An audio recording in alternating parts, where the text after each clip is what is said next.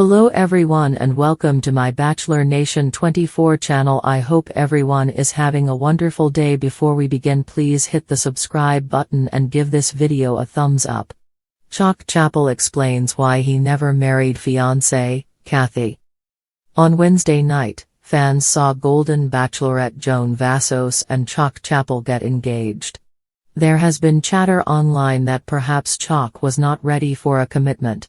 He's ready to clear the air and share his side of it all. He's revealed why he never married his fiancée Kathy. Keep reading to see what Chock has to say. Chock Chapple reveals why he never married Kathy. Golden Bachelorette Joan Vassos and Chock Chapple are happily engaged after the season finale. However, before the finale, many wondered if Chock was ready for commitment. He spoke out about it and offered an explanation.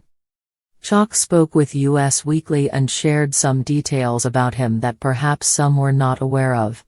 He wants the world to know that he was more than ready to pop the question to Joan Vassos. He said, "There's a little bit of backstory on this, and I want to explain this because I did catch some heat on social media for being a guy with no commitments." Chock explained that he was married to his ex-wife Heather for 12 years before they decided to get divorced. She gave him 2 beautiful children who are now grown and living on the East Coast. Following his divorce, he ended up with Kathy. He and Kathy were engaged and together for 9 years. Sadly, she passed away in 2022 and they had never gotten married. Now, he's revealing why. Chock said, "So, it turns out he was not afraid of commitment and was following Kathy's wishes. Now, he's ready to start his life with Joan. Their plans for the future. Since Joan Vassos has already said she will not leave Maryland permanently, Chock Chapple came up with a great plan. He and the Golden Bachelorette are going to find a place together in New York City. They will spend time there, in Maryland and also in Kansas. Joan revealed it's a dream to get to live in New York. They are both at a place in their life where they can make it happen. So far there are no wedding plans. The couple is not rushing down the aisle." Under the warm, golden light of a studio set, Chock Chapple sits across from the interviewer, his trademark twinkle in his eye replaced with a hint of solemnity. As the world watches, the charismatic and enigmatic suitor from the Golden Bachelorette prepares to share a chapter of his life that he's held close to his chest, his long engagement to Kathy, the woman he once called the love of his life, and why it never culminated in marriage. Chock, a man known for his jovial demeanor and penchant for sweeping romantic gestures, leans forward in his chair. His hands, calloused from years of woodworking, cradle a steaming cup of tea, his quiet companion for the night's revelations.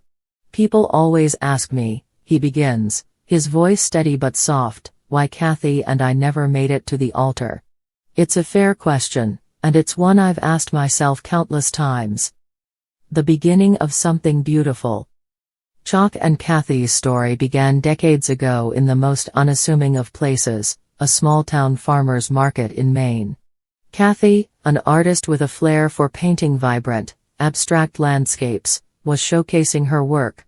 Chock, captivated by the bold colors and textures of her canvases, struck up a conversation.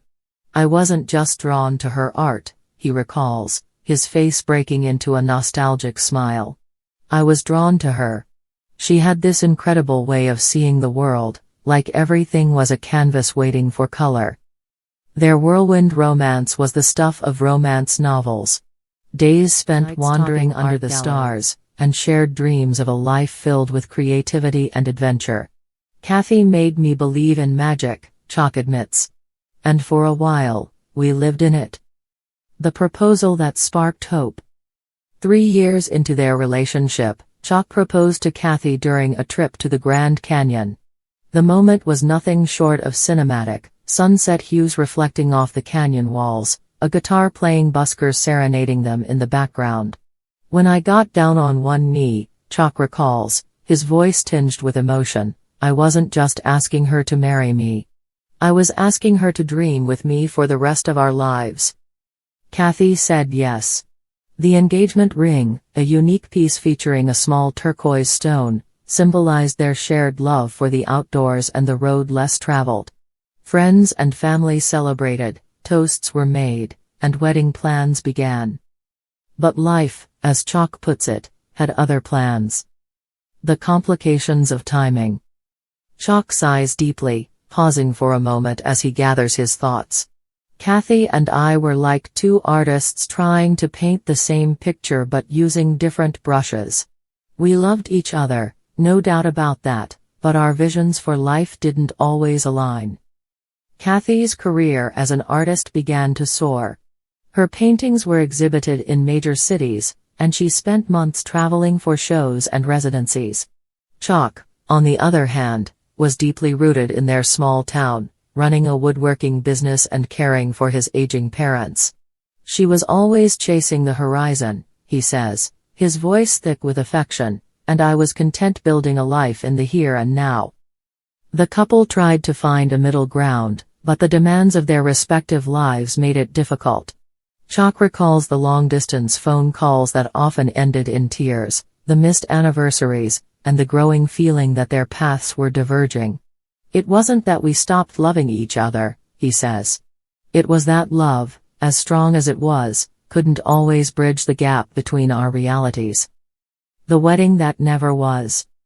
The date was set for a spring wedding in their hometown, a modest ceremony with close friends and family. But as the weeks turned into days, doubts began to creep in. I think we both knew, Chock confesses, that we weren't ready. We were holding on to this idea of what we should be instead of accepting what we truly were.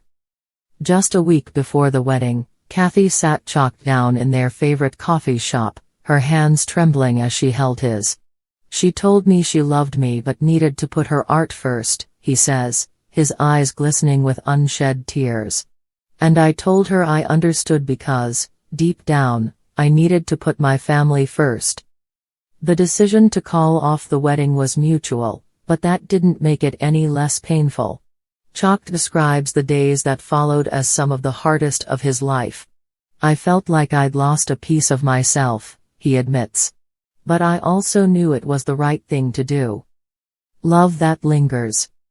Despite their separation, Chock and Kathy remained in each other's lives, albeit from a distance. They exchanged occasional letters, updates on their lives, and the occasional photograph. Kathy eventually settled in California, where she continued to create and teach art. Chock stayed in Maine, expanding his woodworking business and becoming a mentor to young artisans. When asked if he ever regretted not marrying Kathy, Chock pauses, a wistful smile playing on his lips. Regret's a funny thing, he muses.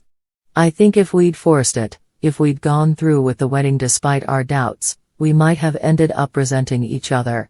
Instead, we got to keep the best parts of our love alive, the friendship, the respect, the memories.